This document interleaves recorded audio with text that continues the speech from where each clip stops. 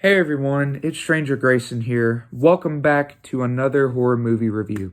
Today we are continuing the Psycho franchise, and this is a pretty good sequel to actually this is an awesome sequel to a classic film that was not released until about 22, 23 years later, and that is Psycho 2. Now, this is a Blu-ray from Scream Factory. I'm sure a lot of people have heard about Scream Factory. They do tons of, early slasher John Carpenter, Hammer films, and Scream Factory is not the brand. The brand is actually Shout Factory, but Scream Factory is like another type of thing in Shout Factory. Of course, the logo is here on the side right here. Anthony Perkins returns as Norman Bates, 22, 23 years later. Right here on the side, or right here on the, subtitle, it says, or not subtitle, but, whatever it's called, the phrase. It's 22 years later and Norman Bates is coming home. Very cool. This is also a collector's edition, which I'm glad to have. So, what is Psycho 2 about? Basically, it follows the events from the last movie, 22 years after the horrific murders made by Norman Bates, thinking he was his mother, and, his whole dueling conflict with his personalities. He finally gets a doctor that gets him the help that he needs, and he is finally being released from the mental institution that he has been staying at. Lila Crane, or Lila Loomis now, she's married to Sam Loomis. Unfortunately, Sam Loomis passed away in between the events of Psycho and Psycho 2, which I really would have loved to see him return, but, Vera Miles returns as Lila Crane, Lila Loomis, and she is petitioning for Norman Bates to stay in the mental institution. She doesn't believe he should be free. However, the jury rules over her, and Norman Bates has been set free, and he is deemed to go, and he is being allowed to move back to his old Bates motel or home, whatever it is. Him and his doctor, drive over there, and he unpacks everything. He has a new motel manager running things, and Norman is not a fan of the new motel manager when he meets him. He's still struggling from the events of the last movie. He goes in the house by himself, and he's hearing voices of his mother in his head sometimes, not all the time. But he refuses to go into his mother's room because that starts bringing back his bad memories. And his doctor actually gets him a job working at a diner. And he starts work. Some people are kind of hesitated about him working there, during the whole shenanigans he did in the last movie.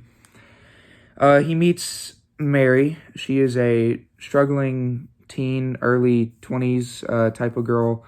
She's struggling, with her boyfriend breaking up with her, and she's just, going through hard times. So Norman invites her to come over to the Bates Motel and hang out, or not hang out, but rent a room for free. As a gift, favor for a coworker, business. And he was planning on giving her room number 1, but then he changed his mind as he remembered what happened. He gave that to Marion. So instead he gives her room key number 7. However, he decides to let her stay in his house after the fact. The manager that was there, Norman Bates, fired him because he realized drugs were getting passed through, and the manager didn't care. And he was also letting people go into Norman Bates' basement and, have sex, all that, what teenagers do. So he fires him. The manager gets all pissed off. Then he leaves. So Norman Bates invites Mary up to his house. And she's been saying how people have been talking about him behind his back, about all the tragedies that happened with him and him murdering the detective and Marion Crane, as well as keeping the dead corpse of his mother in his basement. So, but eventually she warms up to him.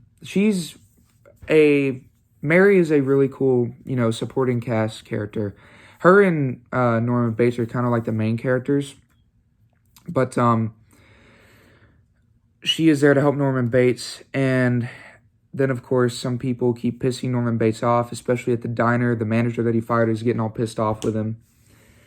And the manager goes back for the rest of his stuff. Norman Bates sees him because the manager's throwing drinks and cursing at him, telling him to go to hell. And Norman, gets agitated. Then another murder happens. Norman says it wasn't him. And let's just say after that, more murders start happening and a huge twist with Mary. Or not a huge twist, but a sort of surprising moment happens with Mary. Nothing bad, but you'll see when you watch the movie. Psycho 2 was a very good sequel to the original. I love Mary, Norman Bates. They're all cool characters. I do love them as the protagonists. Then, of course, Vera Miles returning as Lila Loomis, or Lila Crane, whatever her name is. There's definitely a higher body count and more blood and gore than there was from the last movie, which is one I really enjoy. The last movie I saw had a low body count and wasn't really all that interesting. It was just a couple stabbings. That was it. This movie ramps up the gore and the blood. Not like guts or anything, but they ramp up like the kills, how they happen, and they ramp up the blood. First couple kills are kind of meh, but then at the climax, it gets intense. Climax is very intense. The ending to this movie was kind of sort of weird, but at the same time, I enjoyed it. Anthony Perkins also, once again, does a great job as Norman Bates. Just using the Norman Bates persona, still having him struggle, with his mother persona and all that. It's very cool the way he tries to spin the character into his own. Alfred Hitchcock had passed away a year before this movie came out, 1983. But they did pay respects to him, and they wanted to thank him for releasing such an iconic movie in the credits, which I really enjoy that aspect. But overall, Psycho 2, really good sequel. If I had to rate it on a scale of 1 to 10, definitely a 9 to a 9.5. More so over a 9. Not the best movie, or not the best movie I've ever seen, but I still prefer this over the original, just a little bit. This is still, the original's still a good movie, but this one I will probably watch more. So, what is everyone's thoughts on Psycho 2? Let me know down in the comment section down below. I'd love to hear everyone's thoughts on it.